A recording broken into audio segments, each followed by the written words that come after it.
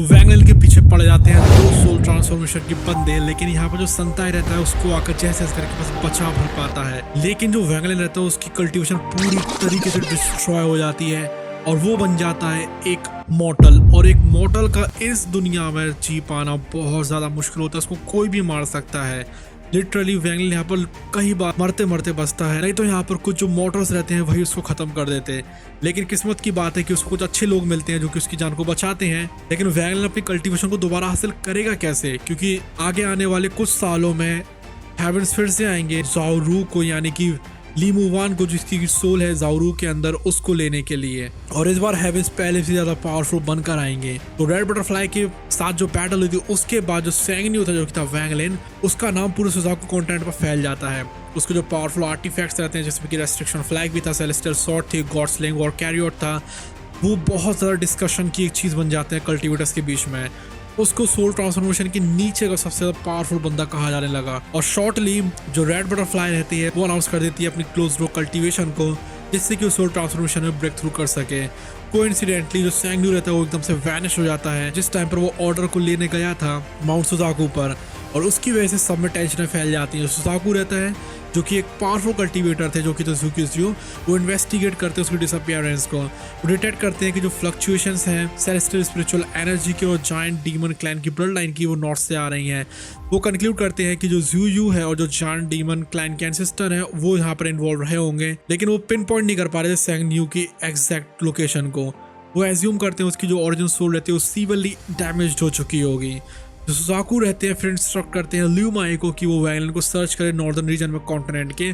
उसी दौरान जो क्वाइन फैंग रहता है जिसने कंट्रोल ले लिया था रेड बटरफ्लाई की बॉडी का, वो उसकी जो बचे हुए रेमनेंट्स होते हैं ओरिजिनल सोल के, उसको भी इरेज कर देता है। एक महीने बाद वैंगलिन को दिखाया जाता है जिसके ऊपर बहुत सारे स्कार्स आए हुए थे और उसके अंदर स्पिरिचुअल एनर्जी तो थी ही नहीं। वो एक नॉर्दर्न विलेज में देखने के लिए मिलता है। जो विलेजर्स रहते हैं वो उसको देखकर हैरान रह जाते हैं, लेकिन एक काइंड मिडिल एज डॉक्टर रहता है और एक फैमिली रहती है, वो उसको अपने घर में ले लेते हैं। जो डॉक्टर रहता है उसको पता नहीं थी ये बात कि वैंगलिन की आइडेंटिटी क्या है, लेकिन उसकी जो सीवियर इंजरीज रहती हैं उसको जरूर वो ठीक करना शुरू कर देते हैं। जो डॉक्टर की बेटी रहती है, इसका नाम होता है अर-ई, वो वैंगलिन को बुलाती है अगली म्यूट कह के, क्योंकि जो वैंगलिन रहता है वो कुछ बोलता नहीं है और वो बहुत ज्यादा बेकार लग रहा था इस हालत में देखने में। वहीं जो उसके फादर रहते हैं वो उसको मना करते हैं ऐसा करने के लिए।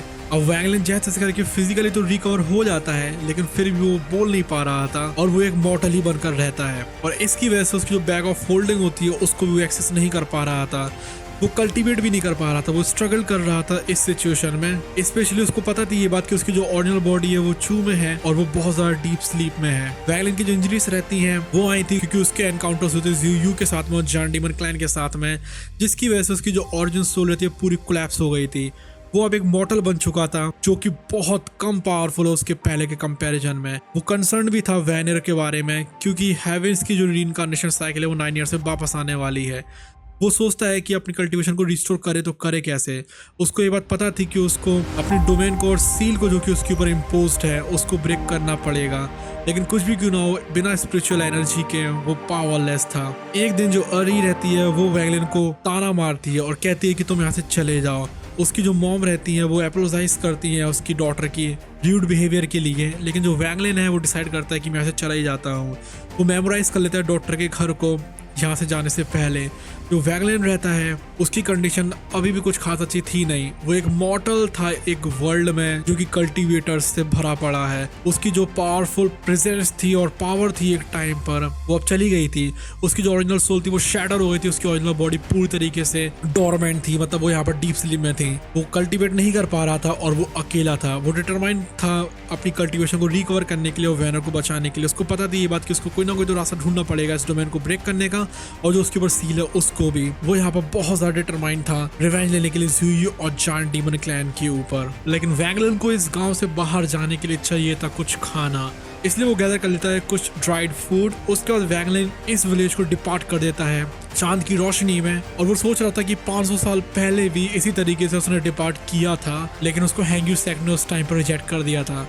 फिर वो अननोन जगहों पर चला जाता है और स्पिरिट वीन को ढूंढ रहा था, जिससे कि वो अपनी स्पिरिचुअल एनर्जी को फिर से रीगेन कर सके और जो डोमेन रहती है उसको ब्रेक कर सके, और वो जो सील जो कि उसके ऊपर लगी हुई है अब जर्नी तो बहुत ज्यादा मुश्किल रहती है। स्पिरिचुअल एनर्जी के बिना वैंगलिन की जो मॉर्टल बॉडी रहती है वो स्ट्रगल कर रही थी और वो उन जगहों पर भी कल्टीवेट नहीं कर पा रहा था जहां पर की बहुत ज्यादा कम स्पिरिचुअल एनर्जी थी। वो सोचता है कि जो लोकल सेक्ट्स हैं उनमें ही ऐसी जगह होगी जहां पर की डेंस स्पिरिचुअल एनर्जी होगी, लेकिन उसके पास कोई भी तरीका था ही नहीं ऐसे किसी चीज में एंटर करने का। अब उसके अंदर बहुत ज्यादा दुख आता जा रहा था, लेकिन वैंगलिन फिर भी याद रखता है कि उसको ज़्यूयूक और जॉन डीमन क्लैन को खत्म करना है, उनसे रिवेंज लेना है, इसलिए उसको आगे तो बढ़ना पड़ेगा।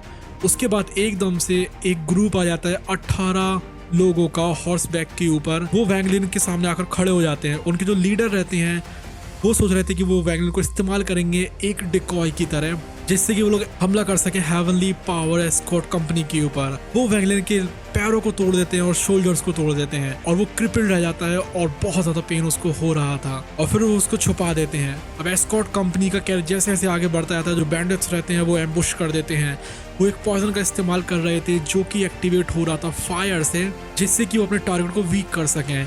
यहाँ पर बहुत सारी मारामारी शुरू हो जाती है और जो बैंडिट्स रहते हैं वो ब्रूटली मर्डर करते आ रहे थे एस्कॉर्ट टीम का, और उनकी 3 जो वुमेन्स रहती हैं उनको वो पकड़ कर ले जाते हैं। जो नाइफ स्कैड बैंडिट रहते हैं जिन्होंने क्रिपल्ड करा था वो सजेस्ट करते हैं कि वो इसको अलाइव रखे, जिससे कि इसका फ्यूचर में भी इस्तेमाल किया जा सके।